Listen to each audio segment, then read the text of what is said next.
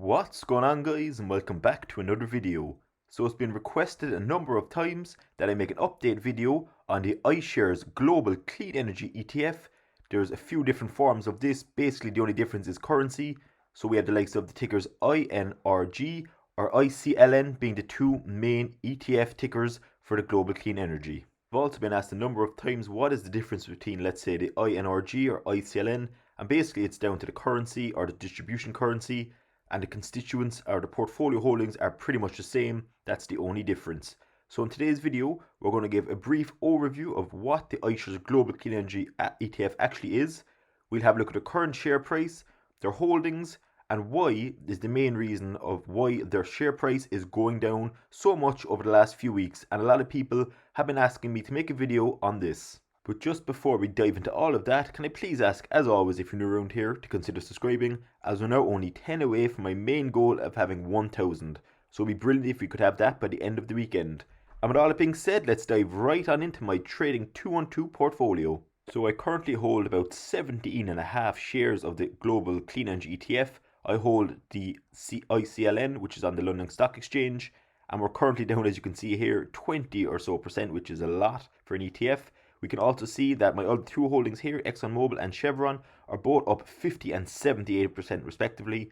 And it wasn't so long ago as well, we'll look into this later on in a bit more detail in terms of pricing, but about 2 or 3 months ago we were up about 20% within that ETF here, albeit a very, very small position.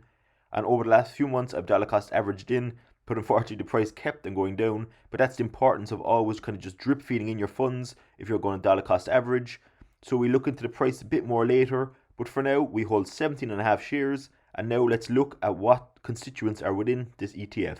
Firstly, for those of you that might not be aware of this ETF, their kind of main investment objective within the iShares.com website is that they seek to track investments of an index composed of global equities in the clean energy sector. So again, that's kind of no surprise.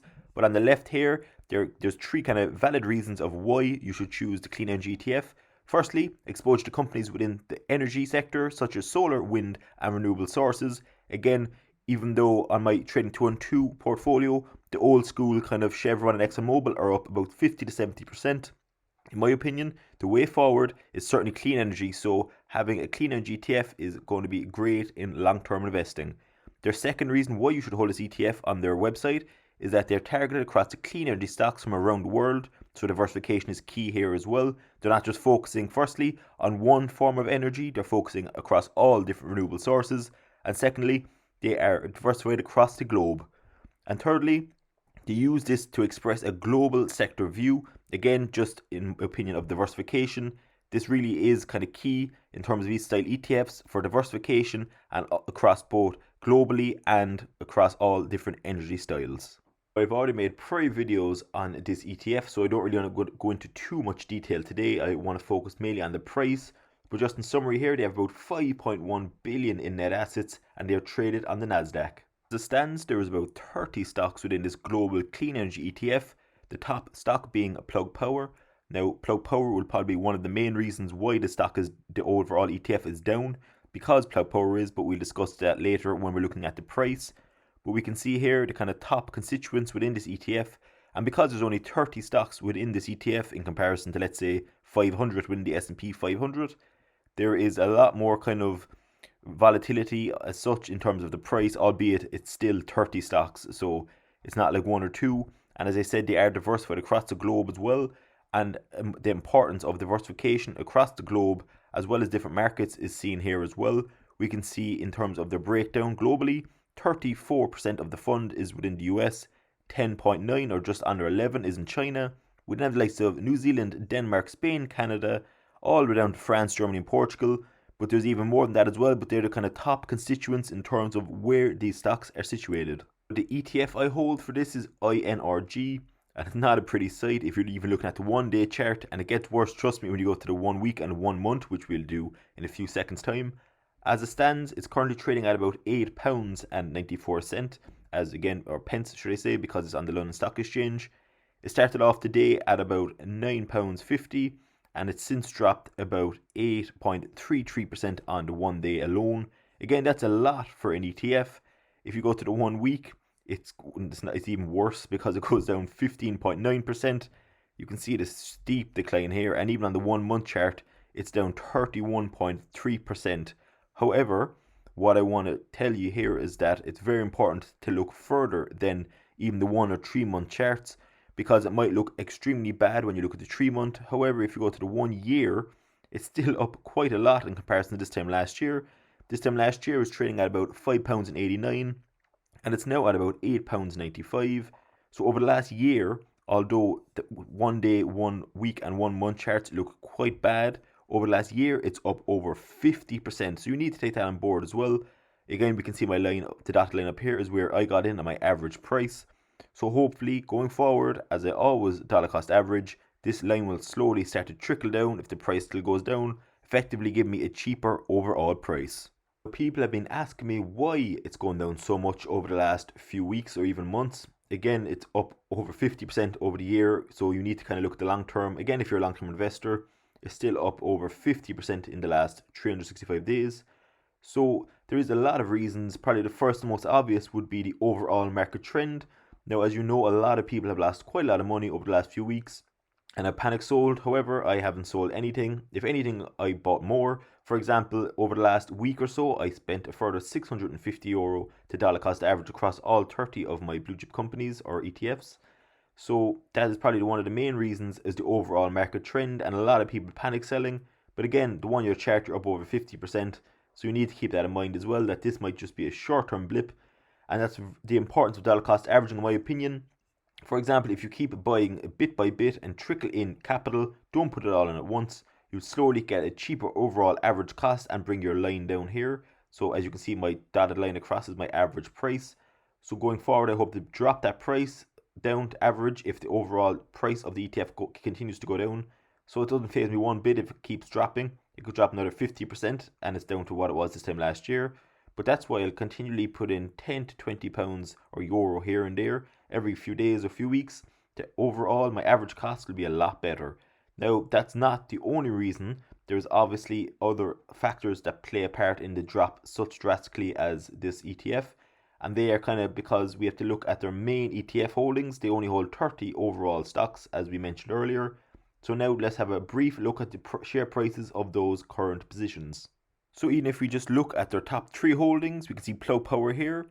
About 1 month ago, they were at £56 or dollars a share, and they're after going down to 31, so it's nearly a 40% dip already there alone. So obviously, if your top holding in a 30 stock ETF is down that much, it's going to affect the overall price. Their second top holding is INRG, and they are currently down as well. This time about 1 month ago, they were at just under $200 a share, and they're now sitting at 143, down about $50. Then we have the VER ticker.